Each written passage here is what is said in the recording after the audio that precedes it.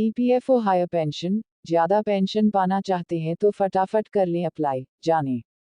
EPFO higher pension scheme, कर्मचारी pension योजना, employees pension scheme यानी ईपीएस एप्स नवंबर 1995 में अस्तित्व में आया। इस पेंशन स्कीम के तहत कर्मचारी भविष्य निधि संगठन ईपीएफओ रिटायरमेंट के बाद कर्मचारियों को पेंशन देती है।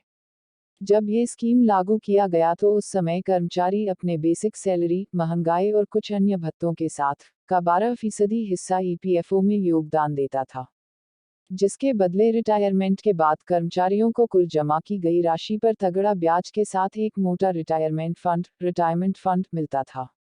लेकिन फिर कर्मचारी पेंशन स्कीम के नियमों में बदलाव किए गए। इस बदलाव के तहत कर्मचारी के संस्थान की तरफ से ईपीएफओ में किए जाने वाले 12% के योगदान को 2 भाग 8.33% और 3.67% में बांट दिया गया। अब कर्मचारी के संस्थान की तरफ से बड़ा हिस्सा यानी 8.33% एप्स में जाने लगा और 3.67% ईपीएफ में जमा होने लगा। इस डिडक्शन के लिए पेंशन योग्य आय की सीमा जो पहले 5,000 थी, उसे भी बढ़ाकर 6,500 कर दिया गया। ये सीमा 1 सितंबर 2014 तक लागू रही।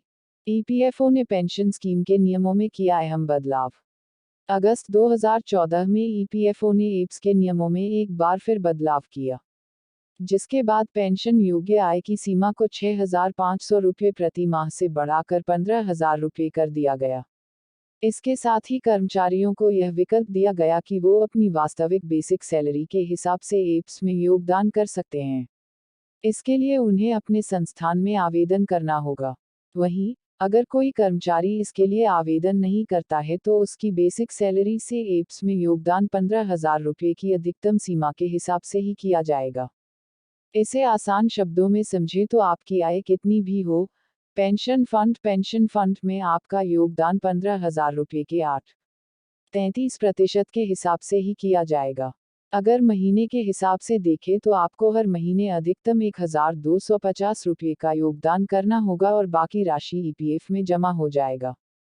सुप्रीम कोर्ट ने पेंशन स्कीम को लेकर दिया ये आदेश। इस स्कीम के चुनाव के लिए साल 2014 में सभी कर्मचारियों को 6 महीने की समय सीमा दी गई थी, जिसे बाद में कुछ शर्तों के साथ 6 महीने के लिए आगे बढ़ा दिया गया। लेकिन फिर कई कर्मचारियों ने सुप्रीम कोर्ट में आवेदन दिया कि 2014 में पेंशन स्कीम के किए बदलावों को समझने और स्कीम को चुनने के लिए जो समय दिया गया था वो पर्याप्त नहीं था। जानकारी के अभाव में कई कर्मचारी इसका फायदा नहीं उठा सके।